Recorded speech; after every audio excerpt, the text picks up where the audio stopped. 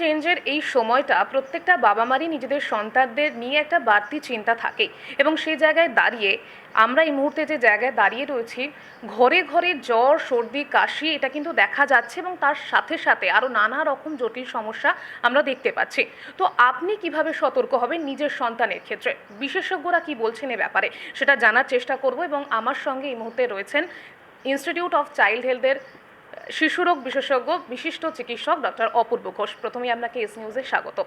আমি বলছিলাম যে এই যে ঘরে ঘরে সর্দি জ্বর কাশি এবং পরে গিয়ে নানা রকম আরও সমস্যা দেখা যাচ্ছে, এর কারণটা কি রয়েছে যদি জানতে চাই। দেখুন, একটা তো হচ্ছে যে এখন যেটা আমরা দেখতে পাচ্ছি অ্যাডেনো ভাইরাস।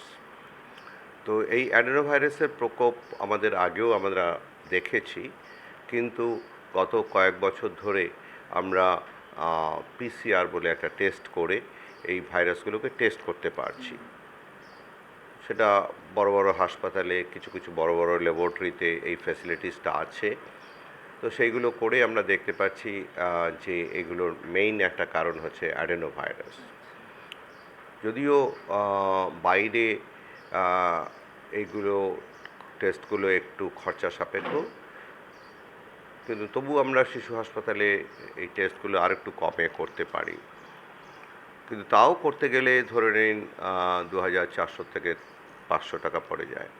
তো বেশিরভাগ ক্ষেত্রেই আমরা টেস্টগুলো করি না যখন না আমাদের দেওয়ালে পিঠ থেকে গেছে, তখন যে না কি হয়েছে আমাদেরকে জানতে হবে, বাবা মায়েদের একটু উত্তর দিতে হবে। স্পেশালি বাবা মায়েরা যারা অ্যাফোর্ড করতে পারে তারা জানতে চায় যে কী ভাইরাস আপনি বলুন, এবং তার বেশিরভাগটাই এখন আমাদের হচ্ছে অ্যাডেনো ভাইরাস। যেমন করে আগে কখনো আমরা সোয়াইন ফ্লুর এপিডেমিক পেয়েছি, এটা একটা অ্যাডেনো ভাইরাসের এপিডেমিক। তাছাড়া অন্যান্য ভাইরাসও আছে, metapneumovirus, parainfluenza virus, সেগুলো আছে, বাট মেজরিটি আর অ্যাডেনো ভাইরাস। আপনি যে ভাইরাস ঘটিত এই যে রোগ বা এই যে জ্বরের কথাটা বলছিলেন, তো মূলত শিশুরা আপনাদের কাছে কি ধরনের লক্ষণ বা সমস্যা নিয়ে আসছে? যে কোনো সিমটম নিয়েই আসতে পারে। মানে কারো কারো চোখটা লাল হয়ে যায়, যার জন্য এটার আরেকটা নাম হচ্ছে ফ্যারিঙ্গো কনজাংটাইভাল ফিভার। কারো কারো গলা ব্যথা, জ্বর, গলা ব্যথা, গলায় টনসিলের মধ্যে একটু সাদা প্যাচ হয়ে যায়, যেটা অনেক সময়ই আমাদেরকে ব্যাকটেরিয়াল ইনফেকশনের সাথে একটু কনফিউজ করিয়ে দেয়।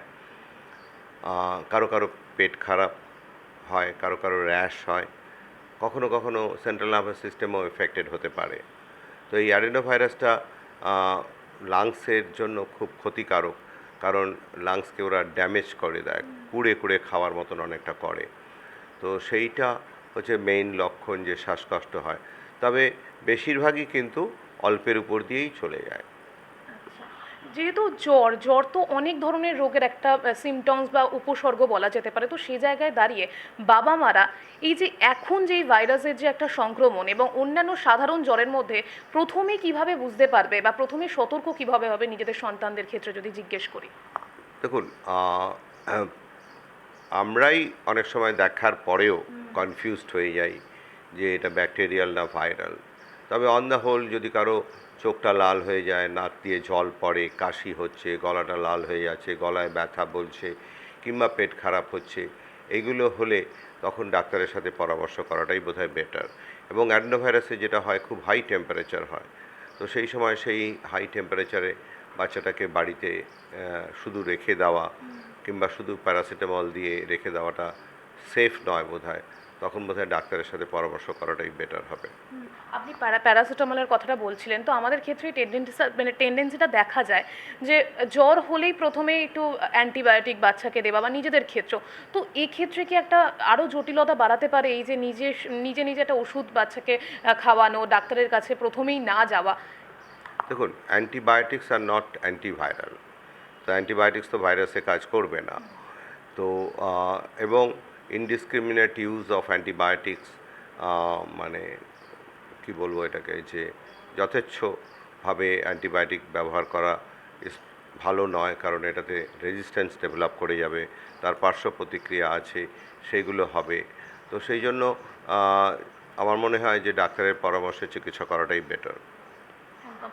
যেহেতু সিজন চেঞ্জের একটা সময় আমরা দাঁড়িয়ে রয়েছি, মানে শীত গেল, তারপরে গরম, আবার একটা বৃষ্টির মতো একটা আবহাওয়ার মধ্যে খুব একটা অস্বস্তিকর আবহাওয়া। তো সেখানে দাঁড়িয়ে নিজেদের সন্তানদের ক্ষেত্রে বাবা মারা সতর্কতা কিভাবে অবলম্বন করবে যদি একটু জিজ্ঞেস দেখুন, করি। আমরা তো কোভিড সময়ে যেগুলো শিখেছি সেগুলোই আমরা বলবো, যে অহেতুক ক্রাউডেড প্লেসে না যাওয়া হচ্ছে সবচেয়ে বেশি ইম্পর্ট্যান্ট। মাস্ক ব্যবহার করাটা আমরা করোনার সময়ও বলিনি, এখনও বাচ্চাদেরকে বলি না যে মাস্ক ব্যবহার করুন।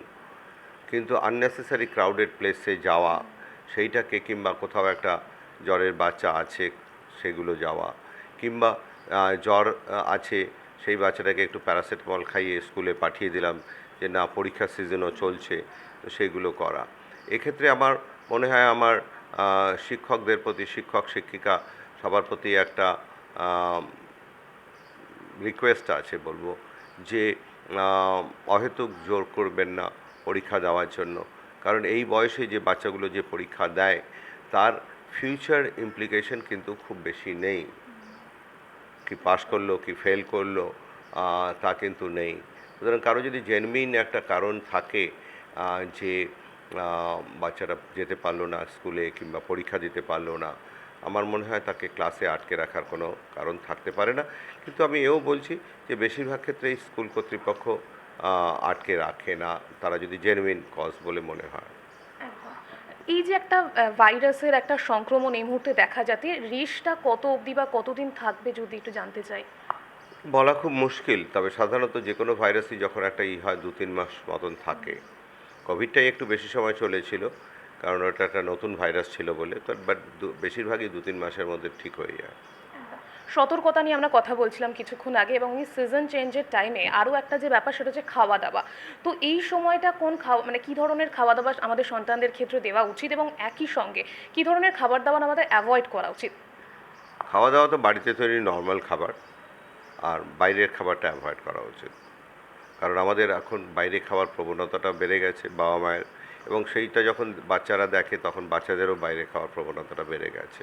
তো সেই বাইরে খাওয়া, ক্রাউডেড প্লেসে রেস্টুরেন্টে বসে খাওয়া, যেখানে ইনফেকশনটা আর একটু বেশি ছড়াতে পারে, একটা এসি চলছে তার মধ্যেই বাচ্চাগুলো, অনেক লোক একসাথে আছে, these are the sources of infection.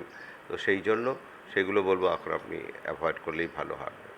অসংখ্য ধন্যবাদ আপনাকে। আমরা কথা বলে নিলাম বিশিষ্ট চিকিৎসক ডক্টর অপূর্ব ঘোষের সঙ্গে। উনিও যেটা বললেন, এই মুহূর্তে আপনাদের শিশুদের ক্ষেত্রে আপনারা একটু বাড়তি চিন্তা রয়েছে ঠিকই, কিন্তু অযথা চিন্তিত হবেন না। কোনো রকম জ্বর, সর্দি, কাশি এই ধরনের সমস্যা নিজেদের সন্তানদের ক্ষেত্রে দেখলে সঙ্গে সঙ্গে পরামর্শ নিন ডাক্তারদের, কারণ ডাক্তারের পরামর্শেই কিন্তু আপনার সন্তান সুস্থ থাকবে, ভালো থাকবে। ক্যামেরায় অশোকের সাথে রিয়ার রিপোর্ট, এস নিউজ।